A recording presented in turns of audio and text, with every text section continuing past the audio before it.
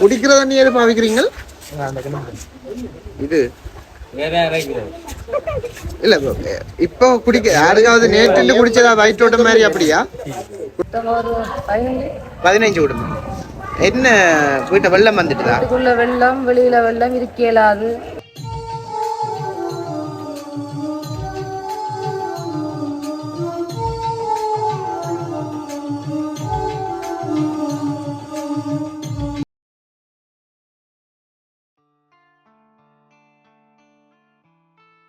தமிழ் எந்திரன் சொந்தங்களுக்கு வணக்கம். இன்றைக்கு ஒரு மிகவும் மங்களகரமான ஒரு உணர்ச்சி பூர்வமான நாளில் இந்த காணொலியில உங்களோட நான் சந்திக்கிறேன். இன்றைக்கு எல்லாருக்குமே தெரியும், நவம்பர் 27 என்றால் அது மாவீரர் தினம்.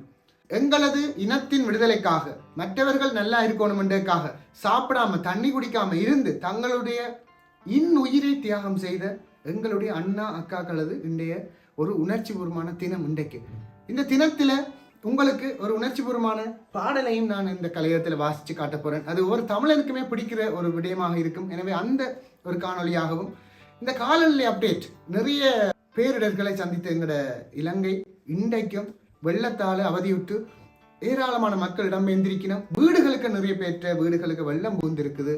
இந்த காட்சிகளையும் ஒரு முன்னரங்க பணியாளராக நான் போன இடங்கள்ல சந்தித்த காட்சிகளையும், என்ன மாதிரி எங்களோட மக்கள் கஷ்டப்படினும் என்றாலும் அந்த கஷ்டத்துக்குள்ளேயும் இந்த உணர்வுபூர்வமான விடயங்கள் தொடர்ந்து அனுஷ்டிக்கப்படுகிற விடயங்களையும் இந்த காணொலி பிரதிபலிக்க இருக்கின்றது.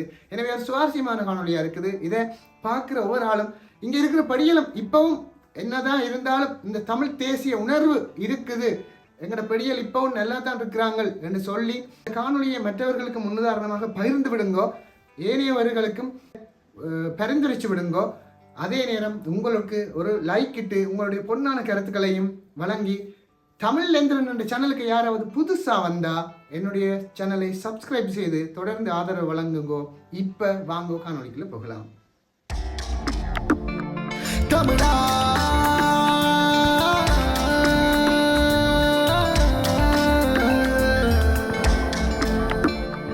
தமிழா தமிழா தமிழா தமிழா தமிழ் என்கிறன்.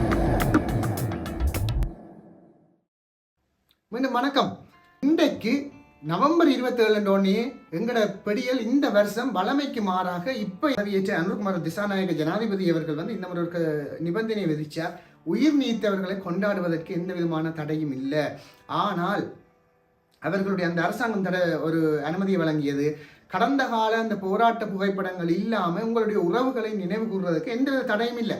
அதே போய் யாரோ சிஏடியோ யாரோ போட்டோ ஒன்றும் எடுக்கலாது என்ற மாதிரி ஒரு அறிவித்தலை விட்டோன்னு எங்கட இளைஞர்கள் வளமைக்கு மாறாக சிவப்பு மஞ்சள் கொடி எல்லாம் சும்மா தமிழர் பரப்புங்க சும்மா எல்லா இடமும் பரப்பிட்டு இருக்கு. நான் வன்னிப்பெருநில பிறப்புக்கு போயிருந்தேன். அதே மாதிரி யாழ் மாவட்டத்தின் பிரதானமான தொழிலும் இல்லங்கள் இருக்கிற எல்லா இடத்துலையும் தங்களுடைய அண்ணா அக்கா தங்களோட மண்ணுக்காக சாப்பாடு இல்லாம தண்ணி இல்லாம ஒருபடி கடலையை சாப்பிட்டுட்டு ஒரு சொட்டு தண்ணியை குடிச்சிட்டு ஒரு வாய்க்கால் இருக்கிற ஒரு வெள்ளை தண்ணியை சரத்தால வடிகட்டி குடிச்சிட்டு எங்கட சேனல் நல்லா இருக்கணும்ன்றதுக்காக சரியோ புள்ளியோ அடிபட்டு வீர காவியமான எங்களுடைய சகோதரங்களை நினைவு கூறுற இந்த நாள்ல மக்கள் எல்லாம் அப்படி உணர்ச்சி பூர்வமா இருக்கேக்க எங்களோட இயற்கை ஒரு சின்ன குழப்பம் விளைச்சிட்டுது.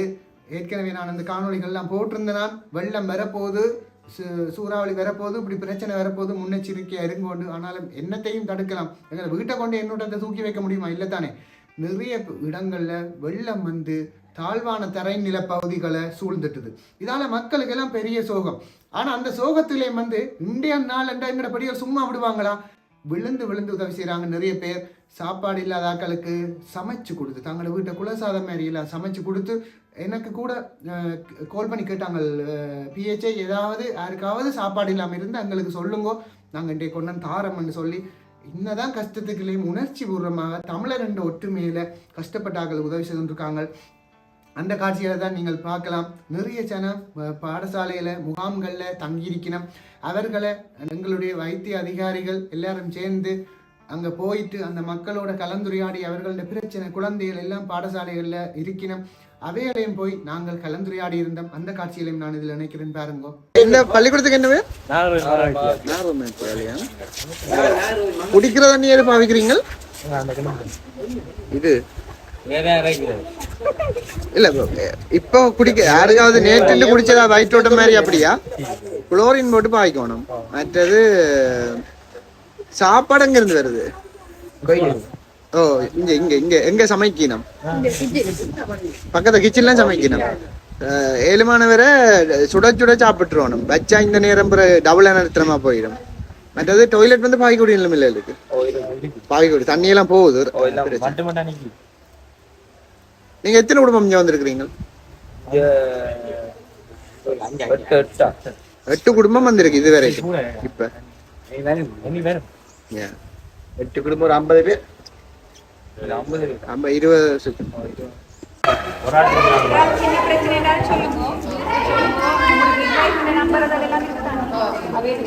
காய்ச்சல் இருந்தால் உடனே இன்ஃபார்ம் பண்ணுவோம். அம்மன் டாக்டர் அவர் வந்து வரீங்க, வந்து இப்போ உங்களுக்கு மருந்துகள் சரிங்க.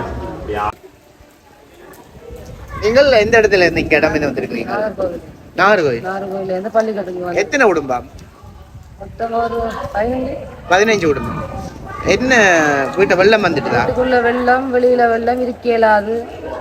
வீடு தாரன்னு சொல்லி வருஷம் ஆச்சு. வீடு தாரன்னு தரையில சசித்தான் தந்த திட்டம் 5 வரியோட கிடக்கு வீடு திட்டம். அதுக்கு பிறகு வார போற எல்லாம் வழியோ திட்டங்கள் தந்த தெரியல.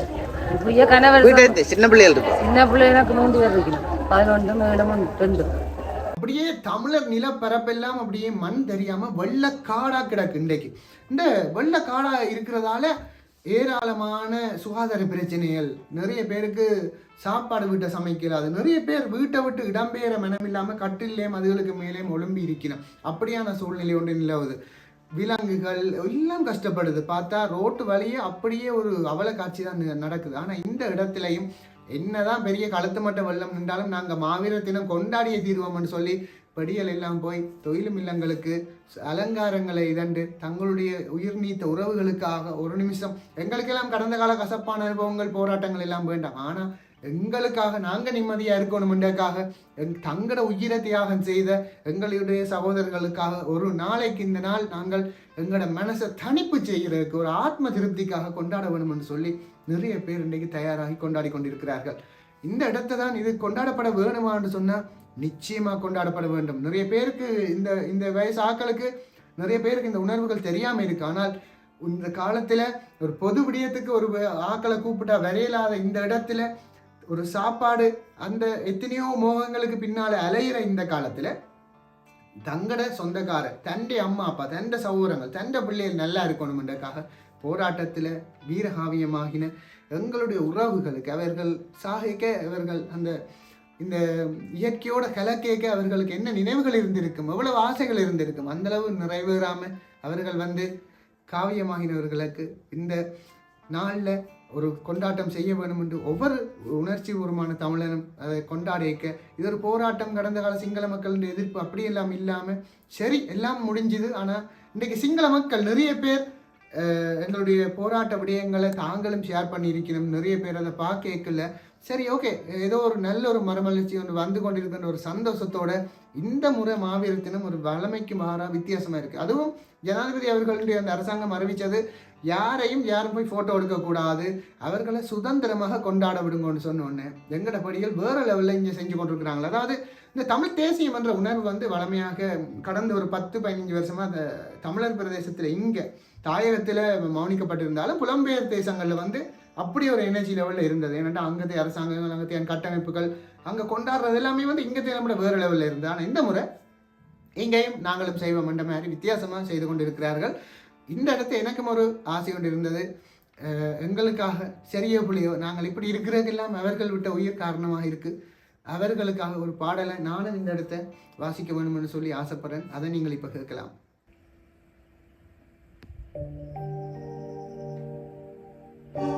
ஓகே, நிச்சயமா இந்த காணொளி உங்களுக்கு பிடிக்கும். இதை மற்றவர்களுக்கு ஷேர் பண்ணி விடுங்க.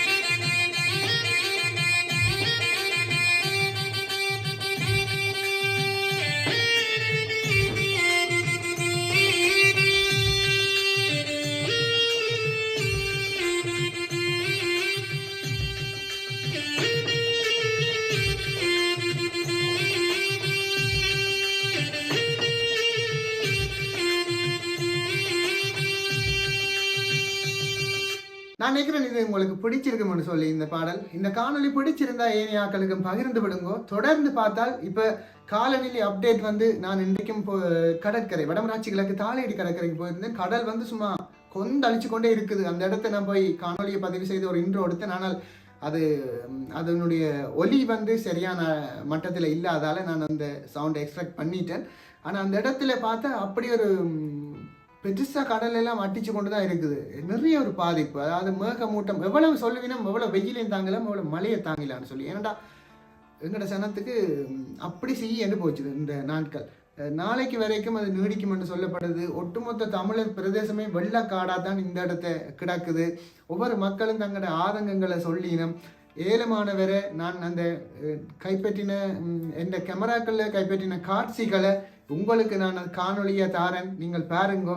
என்னவோ எந்த இயற்கை பேரனர்த்தத்துக்குள்ளே மாவீரர் நாள்ன்றது வந்து ஒரு உணர்ச்சிபூர்வமாக அனுஷ்டிக்கப்பட்டு கொண்டு தான் இருக்குது. தாயக பிரதேசத்தில் இயற்கையின் தாண்டவங்களும் ஒரு சைட்டால போய்கொண்டு தான் இருக்குது. எங்களுடைய மக்களுக்கு எப்போதான் விடுதலை கிடைக்கும், எப்போதான் மன ரீதியாக நிம்மதி கிடைக்கும் என்று கடவுளுக்கு தான் வெளிச்சம். ஒரு பக்கத்தால் விட்டு தந்தால் இயற்கை ஒரு பக்கத்தால் துரோகம் செய்யுது.